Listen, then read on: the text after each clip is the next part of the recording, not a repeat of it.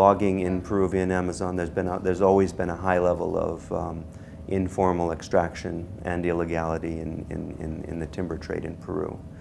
But this exploded and diversified during the Chinese timber boom. One thing that's happening is that the supplies of the species that were particularly attractive are diminishing. To look for these trees, logging companies would go far into the forest and build roads, especially to look for this species and one or two others that were in demand. Yeah. So the demand for these species was pushing expansion further and further into the forest. Soon thereafter, China and Peru also signed a free trade agreement with China.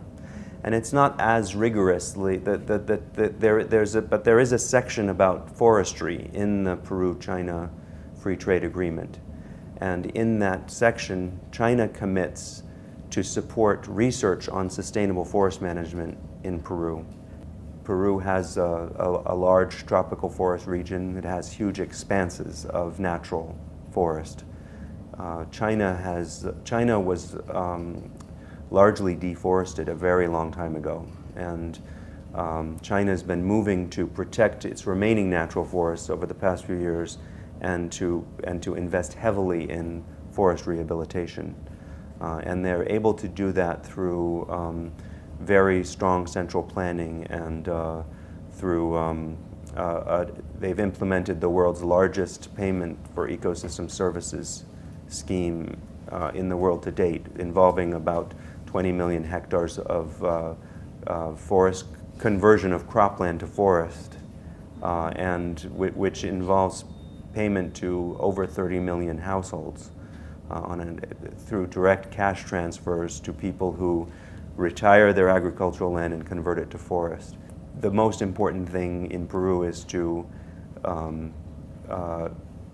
sustainably manage the natural forests that remain, and to understand processes such as natural regeneration, the role of smallholder communities in sustainable forest management in the Amazonian region.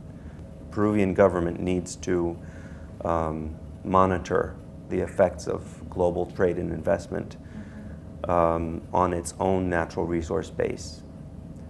That might, in the long run, it might include putting some restrictions on the logging of some natural forest species, some species that are ecologically very important, such as Chihuahuaco and others that have been overlogged very quickly in recent years that have very